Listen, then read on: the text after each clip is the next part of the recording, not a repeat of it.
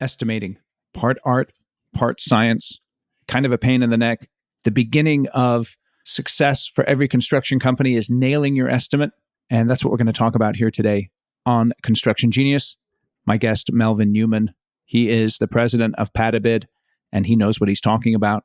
He has over 15 years of experience as an estimator and project manager in key aspects of construction and prefab in the mechanical, electrical, and general contracting industries. So the good news is Melvin knows what he's talking about, and you're going to pick that up right away as we dive into all things estimating. Enjoy this conversation. You really, really want to listen to the whole conversation. There's tons of great gems in here. One of the things I really like is talking about socializing an estimate in your organization and really getting different parties involved and looking at a bid so that you can bring the creative genius of the whole organization to bear to an estimate so that you can increase your hit rate and win the right projects with the right clients and the right locations. This is going to be killer. Listen to this interview, enjoy it, share it with other people. Thank you for listening to Construction Genius. This is Eric Anderton, and you're listening to Construction Genius, a leadership masterclass. Thomas Edison said that genius is 1% inspiration and 99% perspiration.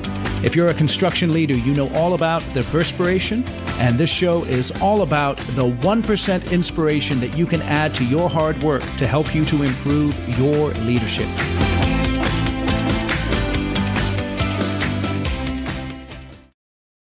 Melvin, welcome to Construction Genius. Thank you. Tell us a little bit about yourself and your background, please. Born in Kenya, Africa, so that's one that throws people for a loop. But started my career in construction in Eastern Canada, working as a project manager. I like to say I worked my way up into estimating because it was on the second floor of the company that I was working for at the time, and spent about 15 years working in construction estimating. So that's been an absolutely fascinating experience. And during that time, really, when I started estimating, my first day in estimating, the chief estimator walks over to my desk, drops about 50 pages of takeoff, a red book all-prizer, an NAPHCC labor manual, a calculator and pencil, and he says, your job is to extend this. And I'm looking at this and I'm like, dude, it's like 2010 or 2008. I'm like, what are we doing here? Computers have been around for a long time. And he looked at me, he's like, you think you can do better? I'm like, okay, at the risk of sounding really arrogant, I'm a 21-year-old, but I think this could be better. And this guy was absolutely brilliant when it came to construction, but the technology was not the strong suite. And so really got introduced to what could be done in construction at that moment. Stayed in estimating, like I said, up until basically last year. But in that entire time, my focus has been on let's try to bring technology, especially into estimating. Let's try to change the game there. Let me ask you, what attracted you to estimating specifically, having started in project management? To be fully transparent, I am not a fighter. I'm not the kind of guy that likes to walk in and yell and scream at, the client, the suppliers, everybody all at once. It was necessary, did a really good job at it, just didn't enjoy it. So estimating, on the estimating side, everyone's your friend. They want to get carried. But then once you get awarded the job, everything changes. So we all know how that game is played. And estimating is a fascinating statistics game. It's all numbers. And I love crunching numbers, big data. When I was in high school, I wanted to go through for software, that sort of thing, but went through the dot-com bubble. My dad is a mechanical engineer, went to him, and he's like, well, son, they're always going to need to build things. So went into construction, but brought a lot of that software tech desire and ambition with it. But yeah, in estimating specifically the stats, the data, like what you can do to refine an estimate and the whole strategy, like you're talking the art of war in a microcosm. And that was what drew me in. Let's talk about that a little bit then. Tell me, as you look at an estimate, and this may vary from project to project, but what are the key statistics that you're looking at, the key data points that you're looking at that can help you to get insights into your strategy? Awesome question. First thing you do, open the front end. especially if you're in one of the trades, like one of the, what I call the complex trades. So mechanical, electrical, fire protection. Your first step, you have to open that front end. And a lot of companies, this is where they screw up. They think, oh, I'm going to skip right to Division 25, Division 26, I'm going to go right to my spec. No, you've got to actually read the very front end, the tender, find out what the schedule is. The number of projects I've bid where a sub to me just totally skipped over the schedule, and I'm talking to an earth mover, and I'm like, dude, this is happening in January, and this is Canada. You're not going to actually be digging this without some major equipment here to break up the frost. So that first thing is the schedule. Sounds like you're talking there about kind of getting a feel for the project. Is that what you're saying? 100%. Before you do any sort of takeoff, go through the documents, flip the drawings. One of my favorite tasks with my estimating teams was always whenever a new tender opportunity came in, we would lay the drawings out either on the screen or, heaven forbid, paper, but lay the drawings out and literally gather everyone, the admin assistants, anybody who was walking by, do a drawing flip, and everybody would then write down on a sticky note what they thought the project was worth and put that up on a board.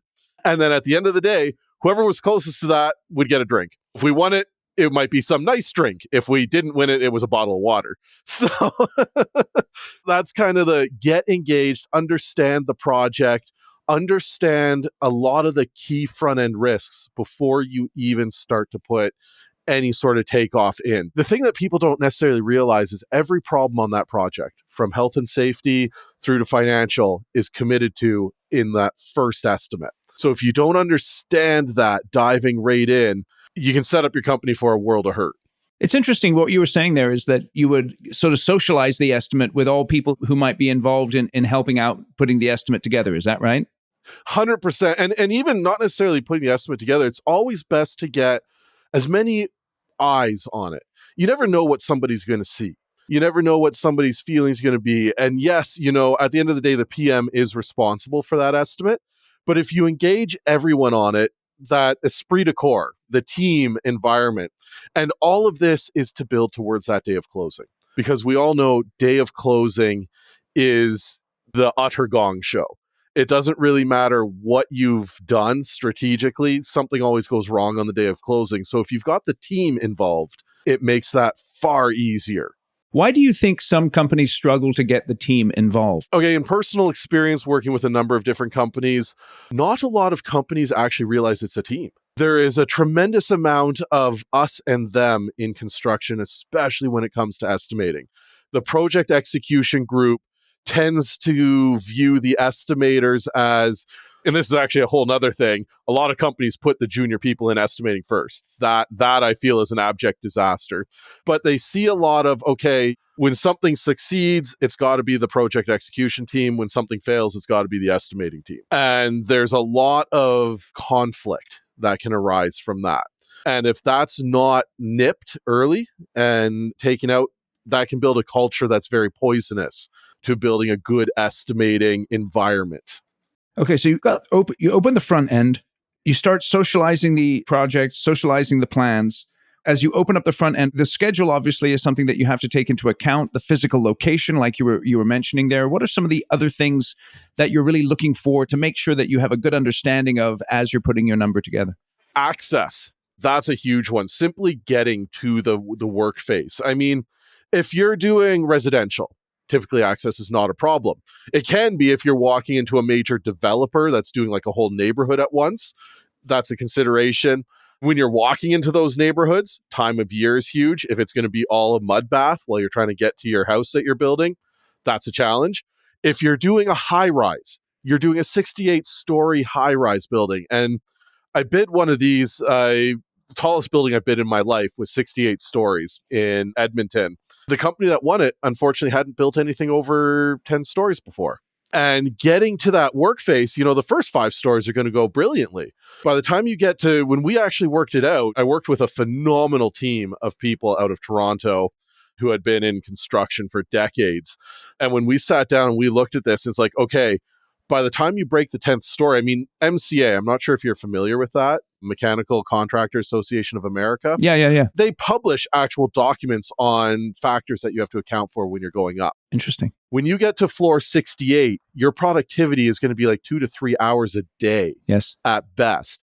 And you've got to get materials there. And all of that material is coming after hours because these buildings are being built downtown. Yeah. You never have access. The crane is booked 100% of the time from like 6 a.m. in the morning to 6 p.m. at night by the concrete guys. And so your material is being delivered to the floors at 2 in the morning. These are all massive risks that aren't even necessarily detailed. And that's where going back to socializing the estimate is huge, because somebody in your company has experienced this before. It doesn't really matter actually what size your company is. If your company is really small, maybe don't dive into a 68-story building initially. But outside of that, somebody has done this before in your company. Find them.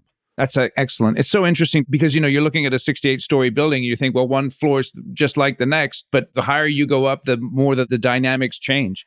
Simply riding the man lift because the elevators aren't working. Yep. When you're building this thing, the elevators aren't working. And if you're lucky, the GC has put 2 man lifts on the building. More often than not, they've only put 1. And by the time you get to your work face, you can spend an hour and a half just riding that man lift up. And all of these, it's fascinating. We all like to talk about the massive projects, but it doesn't actually matter. You could be building one small residential house as an owner-operator. The scale of the risk of access is actually the same. Sure, the raw value, if you screw up on the job, if you're an electrical guy, if you're the GC, it might impact you to $100,000, whereas the guy who screws up on that 68 story, that's $100 million. But if you actually look at the percentages, they're invariably within the same window. It doesn't matter the size of your company. You have to consider this when you walk into the estimate. And this is something where I struggle with a lot of the trade schools in North America. They don't teach people coming out of the trade schools even what these terms are. So you get these electricians, you get these concrete guys, you get everybody coming out of these trade schools, and they're incredibly good at their job. They know exactly what they're doing for the install, but then they want to go start a company. And that's where they end up in a lot of hurt because we don't teach these people what these risks are. So yeah, access, liquidated damages, what's the impact on the schedule, those sort of things. Yep. So then where do people waste time when it comes to estimating? My favorite term, the time inversion. Yeah, tell us about that. When you're doing an estimate, you have to do the quantity survey, right? Like you've got to count everything. This is especially relevant, again, to those complex trades, the mechanical, electrical, fire protection, building automation guys. Building automation guys actually have it particularly rough because they've been given a design. Everything they're installing is proprietary. They've got to go make it up on the fly in the 2 weeks they have to bid it. But let's say you're the electrical contractor. You've got to go count everything on that project. If you look around your room, you can see you got a plug. Beauty. What you see is a faceplate and something you plug into, but behind that, there's a box. There's screws. There's wire. There's connectors. All of that has to be accounted for.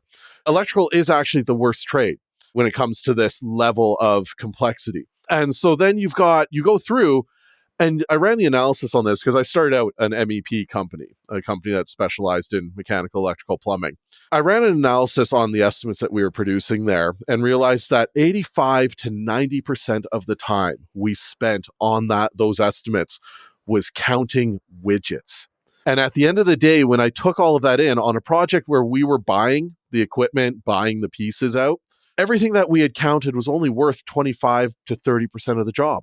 I'm like, wow, we're spending 80 to 90% of our time estimating on really the not high value aspects of this. You have to do it. Like you actually have to go through and quantify these things, but we've got to find a better way to do that. And that's really where the inception for Patabid came from. What we do is to try to develop the technology to invert that time inversion. That 80 to 90% of the quantity survey time that you're spending can be reduced to maybe 30 to 50% of the estimate.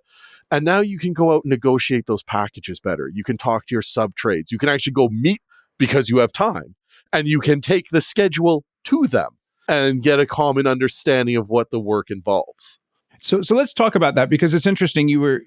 Because the idea of the takeoff and understanding the drawings, that can be a very technical thing, but it's also a very intuitive thing. But you bring up something very interesting that if I can claim back some time, then I can do a better job communicating with other subs and with other trades so that I can actually get a more accurate estimate. So tell me how that time inversion impacts the hit rate of a contractor in terms of winning work. Absolutely excellent question. I mean, when you're literally just throwing time out the window, when it comes down to that closeout, now everything at the end of the day in the estimate revolves around that closeout.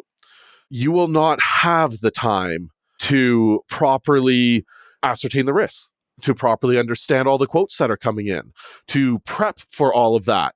And it will fall apart. I've watched it happen many times. And then the thing that really kills is when you have two awesome opportunities come in. Now what? You simply don't have the time to commit to that takeoff in parallel. And what invariably happens with a lot of contractors is they'll try and they end up doing a crap job on all of them and it comes to nothing. And now your hit rate trends to zero. You're talking to probably one of the craziest guys in construction who absolutely loves estimating because of all of this. But yeah, if you don't have that time to properly tackle multiple estimates coming in, and we're in a time period where construction is actually flourishing. It's incredibly difficult. We've got massive supply chain issues still. We've got ongoing labor issues, insane labor issues, but the actual projects aren't stopping. So you will get multiple requests for quotes, and our clients that we deal with on a day-to-day are telling us this, like they get multiple opportunities to bid. How do they choose? And so if we can't fix that time inversion, your hit rate is just going to suffer for that. And the jobs that you win are going to have a subpar estimate done. And that is incredibly dangerous from a corporate level. I just pictured that you've committed to an estimate and maybe not the cherry project that you're looking for. And then all of a sudden another project comes on your radar, but you can't do it because you've already sunk time and effort into that one and you can't flip the switch and take that one on as well because you just don't have the time. If two show up on the same day, that's actually a golden opportunity. That never happens because what always happens is like you said, less than optimal one shows up and you work a week on it. You're 30% into its 3-week bid period, and then another one lands. And it's for your A-team client. It's an A-grade project. But the problem is you can't ditch the other one because you've got relationships built on that. And now you've got this relationship that you end up in two must-bid situations. And they'll both invariably close within a day or two of each other. In your career as an estimator, how did you build and maintain relationships with your project partners in terms of negotiating the different packages and negotiating the different aspects of an estimate so that you could, on the one hand, get the best number for yourself, but on the other hand, support your project partners and build that mutually beneficial relationship? Yeah, that's an excellent question. It was a bit of a development. So initially in my career, as you know, that young upstart who really should have kept more quiet so people didn't know I was a young upstart. Instead, I opened my mouth too often. It developed over time. So what I found works really well is get ahead of your partners. Get as far ahead of them as you can. Now, I had a tremendously far-sighted and brilliant manager out of Ottawa. His name was Tony Dolan when I started my career, and he taught me that on the execution side. Yes, we were the mechanical electrical trade. We should know more than the engineer on the project. That is how you build out and get ahead of everything. So I took that very seriously and moved it into, okay, in the estimating, how do we get ahead of the GC? How do we get ahead of all of our partners so that we can come to them not necessarily with the problems on the job, but the problems and the solution. And a solution that is in our best interests for the price. So what I found really advantageous, this was where one of the parts of Patabig came out. The very first part was simply to find bid opportunities. A completely autonomous platform that runs itself, built on NLP AI. If you want to go down a black hole, I can take you there. But basically what it does, it started out was to just bring me all of the bid opportunities happening in North America every single day. And from there, use the AI to filter everything down to exactly what I was looking for.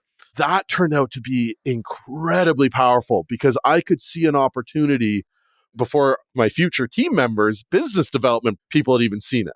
And so I would call up the estimator, GC I wanted to work with, and say, hey, this project just came out. Do you want to work together? Can we set up a meeting 3 or 4 days to talk about the schedule? Because I'm going to know about the schedule by then, because I'm going to read that the day of. And I would oftentimes get the whole like, oh my gosh, we heard this project was coming. We had no idea it was out. I'm like, yeah, it came out yesterday. Let's work on this together. And that would immediately build, again, socializing that estimate, right? Like both internally and externally. And that immediately builds a team playing environment. And yes, you're putting yourself a bit at risk because you never know what these people are going to do, but you want to work with your partners on the project. And I found that that worked tremendously well to get ahead of all of the information. And then, of course, collect all the stats on it. It's a fantastic amount to understand, like, okay, I can see this GC bids on XYZ all the time. So when that comes out, I'm going to go talk to that guy. I can see that their competitors bid on ABC and sometimes Z. Well, now, maybe the competitor wants to get more of Y. Now I can actually go and start to pitch this to them as the unassuming little subtrade. But when you start to do that, you build that environment where you can take over. Yeah, it's interesting how you can set yourself apart with the timeliness of the information that you have. 100%. Knowledge is power at the end of the day. Like there's that old adage, knowledge is power. Sharing knowledge is incredibly powerful. If you can get ahead of this, understand the risks before you even call up, you can find these 2 to 3 days before the GC finds it. The GC will then navigate through all their own internal processes. So it'll be at least a week and a half before they'll even send out invites to their subtrades. So if you are that subtrade, now you are way ahead of your competition. You are way ahead of the game. You're playing a new table there, and you can start to control that narrative. And that is a huge advantage. It's great. I think when you said knowledge is power, I think it's important to explore that, because when you're talking about this idea of coming to a GC with information on a project they perhaps don't know about, you establish credibility, you establish authority, you establish trust. So that knowledge is power. Take a deeper dive into that. If you're coming to the table with knowledge that they don't have, it can set you apart from your competition in a tremendous way. 100%. And then when you have identified those risks already, when you have identified strategic advantages, sharing strategic advantages, always a double-edged sword, but obviously if you're working in that collaborative environment, a tremendous advantage. And then, knowing more about what your competitors are doing, understanding and monitoring what they're doing on the whole market. Now you can start to drill in and see, okay, I know that I can win here. This goes back to what we said kind of at the beginning, of course, that time inversion issue. It starts right at the front end. How do you identify actually something worth spending your time on? And sometimes that question is a moot question because you have to do it for a relationship. Sure, that is one aspect of it. But if you're shotgunning estimates out, you're doing it wrong. You need to understand where your competitive edge is, where your relationships actually lie. And again, we did this analysis one time for one of the companies I worked for and realized that some of the clients that our project execution team hated the most, could not stand to work with, actually paid their bills on time, actually were giving us work. Yes, they put us through the meat grinder, but they were actually financially and business-wise fantastic clients. The ones that we enjoyed working with the best, we never got money from them. It was a fascinating one where when we did this, because a bunch of our execution team was screaming to let go of some clients. And we came back and we're like, actually, we need to do more with them. They are our bread and butter. And that all came back to that data and knowledge, running those analytics, understanding where our market was and what we were actually doing. Drove our execution team around the bend. I did feel for them in the end, but it worked really well. It's interesting, huh? You have to identify what a good client is because they may put you through the meat grinder, but if they pay on time, that's tremendously beneficial. Let me ask you, one of the great struggles a lot of companies have is the plans that they get to estimate on are either inaccurate or they change by the time the project is getting built. And when I say inaccurate, I mean maybe they're not even detailed enough. So how, in your experience, do you bridge the gap between the plans that you have that you're estimating on, and you're looking at the plan and yeah, it says this, but I really know in this circumstance, this is what's going to happen. How do you as an estimator make those leaps from concept to reality? Your biggest tool in there is your risk register. And this is something that I learned from the general contracting side of things, that general contractors do very well and quite frankly need to teach their subcontractors to do. It doesn't matter what you do. If you're the drywaller, if you're the concrete guy, if you're the earth mover, if you're the MEP trades, maintain a risk register for every single project. And explain that for me, because I'm a dummy. Tell me what you mean by a risk register. So a risk register is basically an Excel sheet. It's a table. You put in what you've identified as your risk. So schedule, taking place in the winter. Schedule is incredibly compressed. Drawings, as you mentioned, zero detail. Client, difficult. And then you put to this, okay, what's this worth? What is the adder to do this in the winter that I identify? Is this $100,000 extra dollars because I now have to get a much bigger JD excavator in? Is this the compressed schedule? Do I have to run a night crew? What is the adder and lost productivity on that? And then you go down that list, and this is again where you want to socialize this. You want to bring in your superintendents, you want to bring in your PMs, and once you've done this as the estimator, you want to show up with what you think the monetary values are of these and pre-populate it, and then you have a discussion, a back and forth on what's the probability of this actually happening? Is the probability that we're going to run a night crew 100%? Or will we only have to put that night crew on for the latter half of the project? Because you all know, especially if you're in one of those later trades like drywalling or floor finishing, you're compressed to the end of the schedule. And it doesn't actually matter what you do. The floor and the foundation aren't there. You're not starting early. You play that back and forth with the whole team of, okay, what's the probability of this going ahead? And then it's really just simply the value multiplied by the probability. And that gives you a dollar amount at the end. And you want to put that into your risk bucket at the end of the sheet. And you want to put that at the very end of your estimate as your risk allowance. And then you want to put that in a completely separate bank account that only the CEO can actually release to your project team.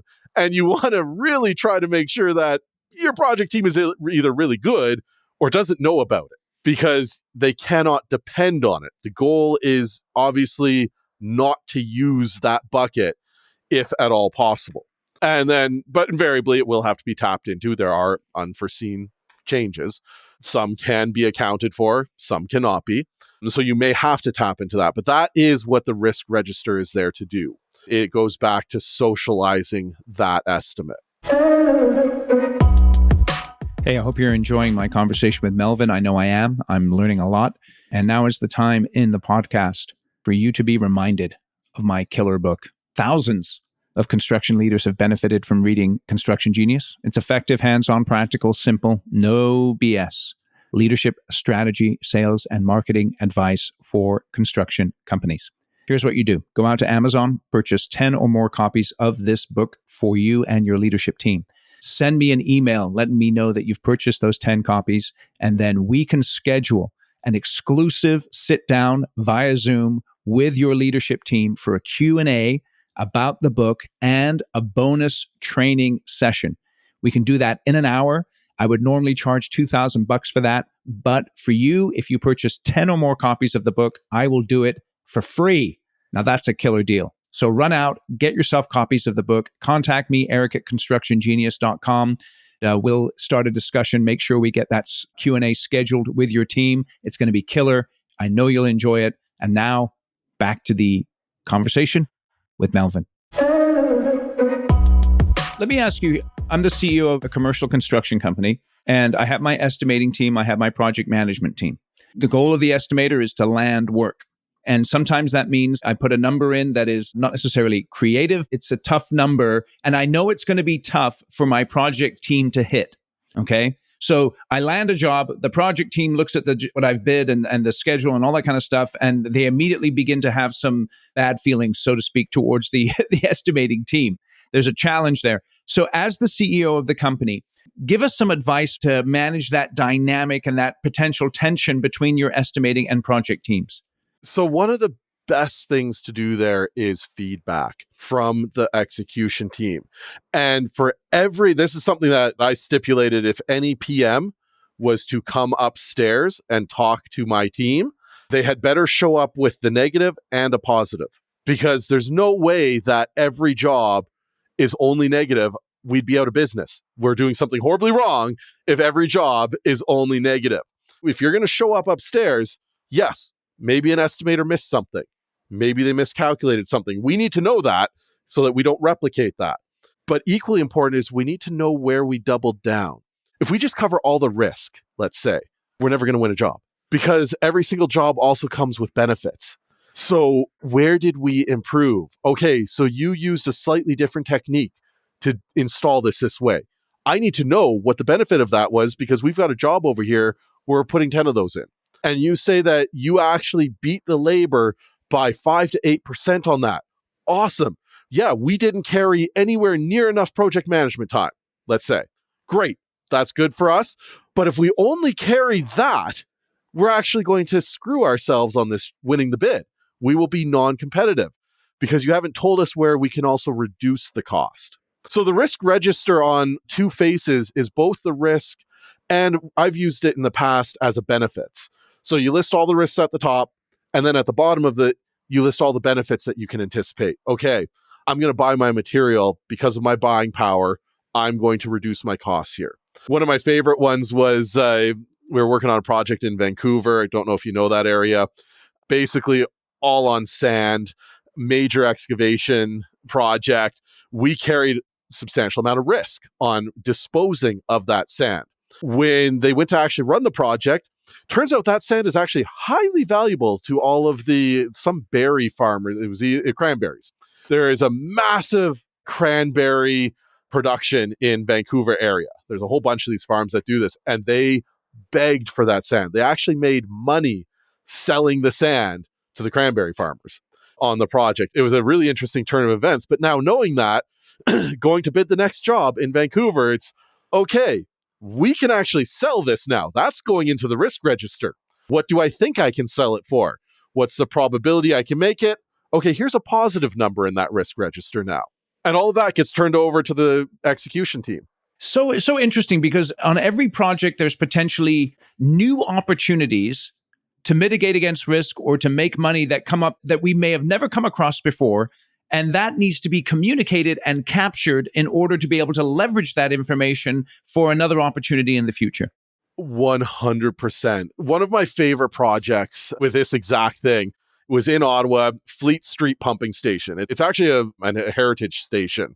It was built in the 17 or 1800s, like way early on. It's entirely powered by run-of-river water. The pumps that pump potable water into Ottawa are directly coupled to turbines in the river. The whole station uses almost no power. But we had a project the project came out, they wanted to replace the penstocks, I think it was, at the head end that fed the turbines that fed the water, blah, blah, blah. There was some massive 36-inch heavy steel pipe that had to go into the building. My mentor, the guy I mentioned, one of the guys at the beginning of the discussion there who had dropped all the papers on my desk, he called me over and he's like, Melvin, what do you see here? How would you do this job? And I came up with this fractious way of getting stuff in. And he looks at me, he's like, no, we're going to do it in a tenth of that time. And I'm sitting there and I'm like, you're nuts. And he went to the managers and he said, here's what we're going to carry on this project. And they said he was nuts. And he said, nope, well, this is what we're going to do. We close the job where we don't bid it this way. And we were like 25% low when we submitted the price. And everybody was losing their shirt on this guy, on everything. He said, nope, I'm going to go down to site on the day this pipe arrives. And so he left. He was on site at like 6:30 in the morning on the day this happened. I'm sitting in the office. Manager comes to me. He's like, okay, Melvin. He's like, I'm going to head out to the site here and just see how bad this is going. He comes back at 1:00 in the afternoon and he just sits down beside me, my manager. And I'm like, how bad is it? He's like, they're done. It's in. It's completely finished. I'm like, what? I'm like, he had still carried a couple of days to get this pipe in. And he's like, yep, It is finished. They were eating lunch when I got there, and they wouldn't tell me how they put it in. But we knew we could call the superintendent the next time we had a job like that. And it ended up working out tremendously well. Again, you need to bring all of these people together. And if you are going to take that risk as the CEO, that's what you have to look at is, okay, do I trust my team enough to pull this off? And it's one thing when you make that decision consciously, that can work. If you make it unconsciously, you don't realize you left something out of the estimate, that's a whole different situation. Yeah, it's interesting. If I would give one word of advice to the CEOs from a non-technical perspective, it's the relationship between your estimating team and your project team is usually a direct reflection of the quality of the relationship between your head of estimating and your head of operations. So if you're seeing a tremendous amount of conflict there, the first place you should look is the relationship between the head of estimating and the head of operations. 100%. Absolutely. You should also look at, where did your estimators come from? Like, were they just straight out of the field and never given kind of an education on office politics, if you will? Where were they just junior people that you hired out of college? A lot of that can come from a fundamental misunderstanding of what estimating is. And yes, everybody looks at... What is estimating? Estimating is educated guessing and imagination. You have 3 weeks to commit to a job that's going to take you 3 years to build. And in those 3 weeks, you have to understand every aspect of that build, and you're committing to it. And a lot of project managers who strictly have done project managers don't, you can say that, they can kind of empathize with it, but they don't really actually understand what that means. There is no late delivery of an estimate. If you're a week late on your project that's gone on for 3 years, nobody's even going to blink. If you're a month late on it, nobody's going to blink. If you're 2 months late, people are going to start to question things.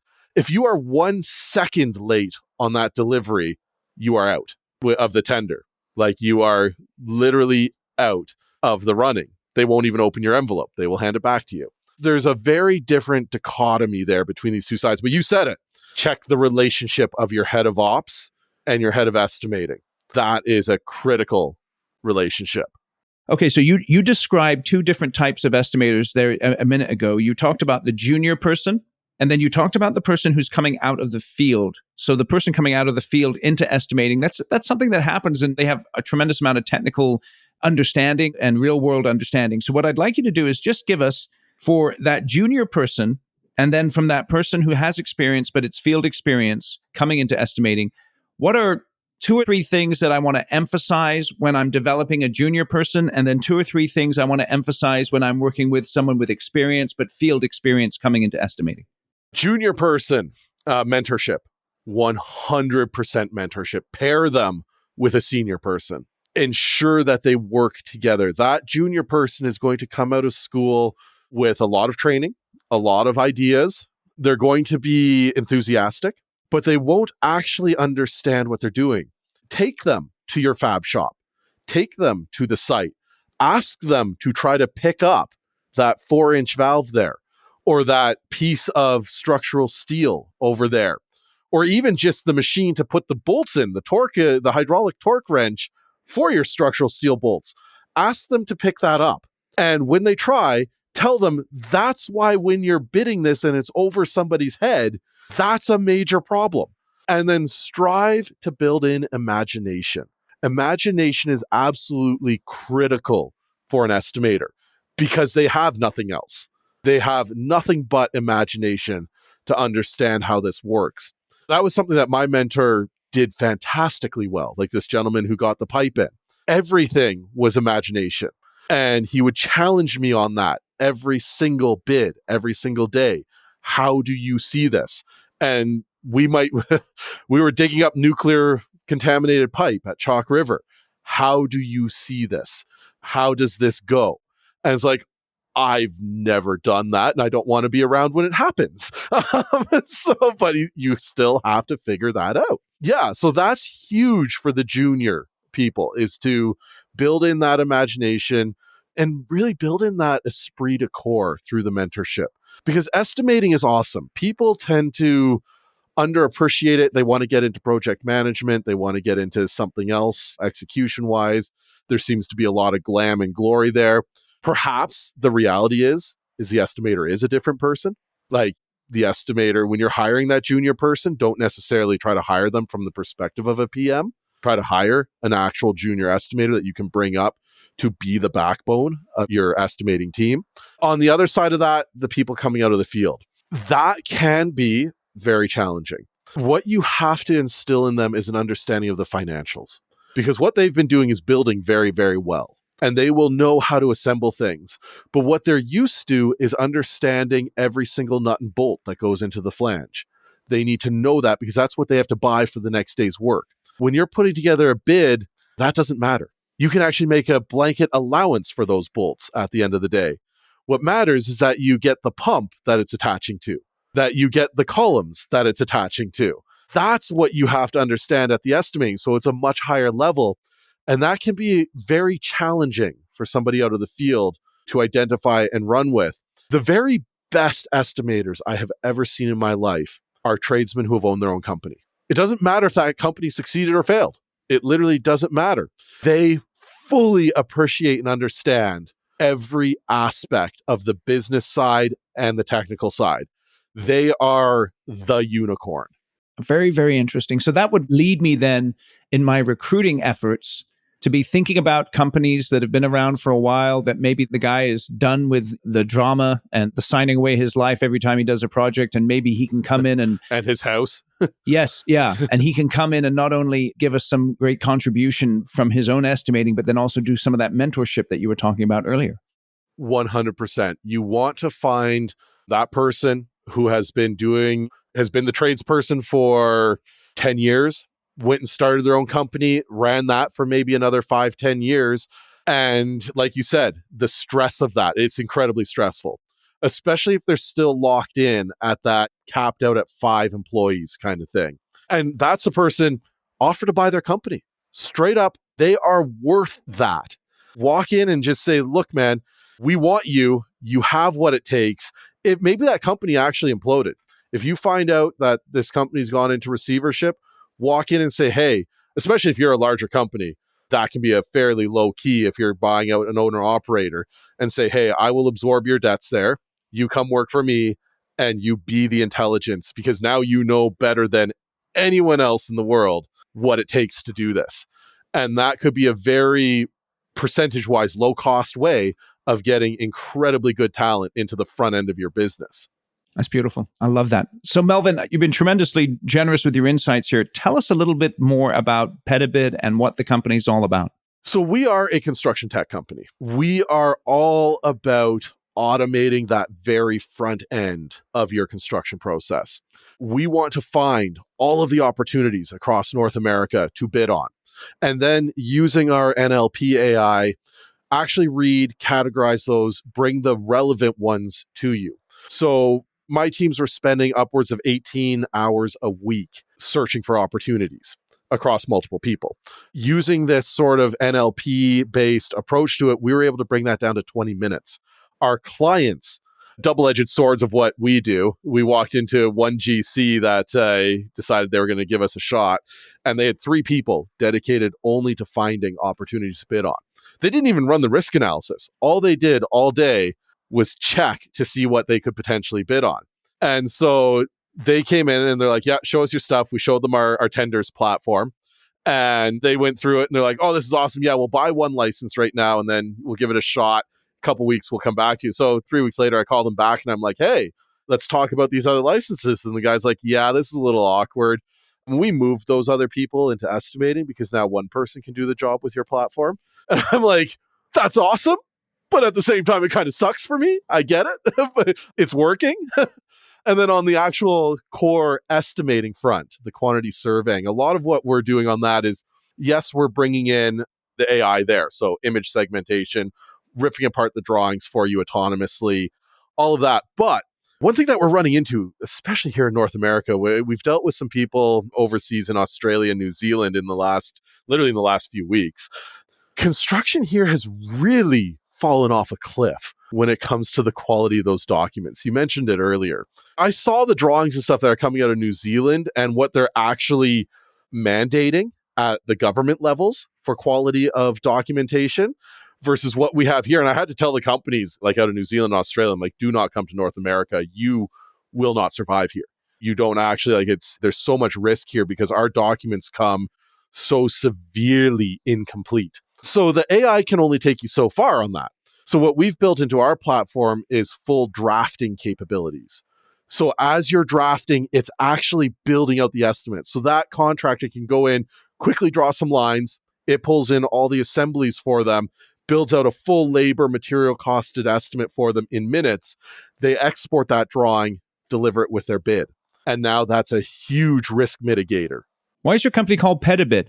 That's a throwback to I was born in Kenya. So Pata is actually Swahili for search, find, or get married to. Interesting. And that basically covers everything to do with construction. And my mom used to yell at my brother and I a lot on the schoolyard in Swahili, which was always hilarious to see who would put their head up when looking for the person yelling. And here comes my brother and I like, yep, no, it's us. We're being yelled at in Swahili. That's great. That's awesome. So tell us a little bit, Melvin, how can people get in touch with you? How can they learn more about Patabid? Patabid.com is our website. That's a good place to start. Our YouTube channel has a tremendous number of tutorial videos on our platform, our various different platforms. Take a look at that, see if that'll help you. Melvin@patabid.com is my email address.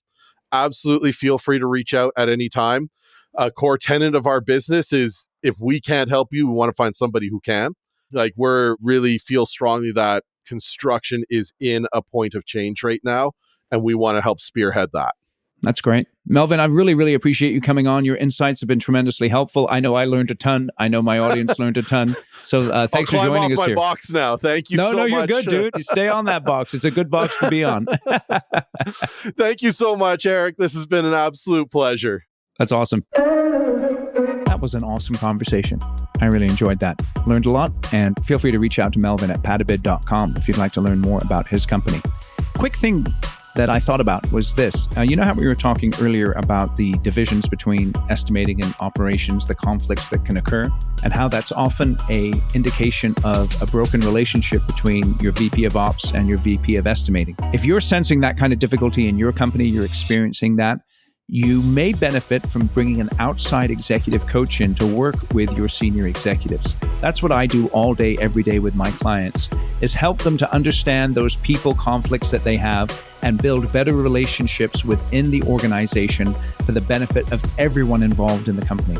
So if you'd like to explore some of the executive coaching that I provide for my clients, see if it's a fit for your company, reach out to me at my website, constructiongenius.com/contact. Put your details into the form there. I'll put a link in the show notes, and then you can reach out to me and we'll have a quick chat about the executive coaching I offer and see if it's a fit for your company. So thanks again for listening to Construction Genius today.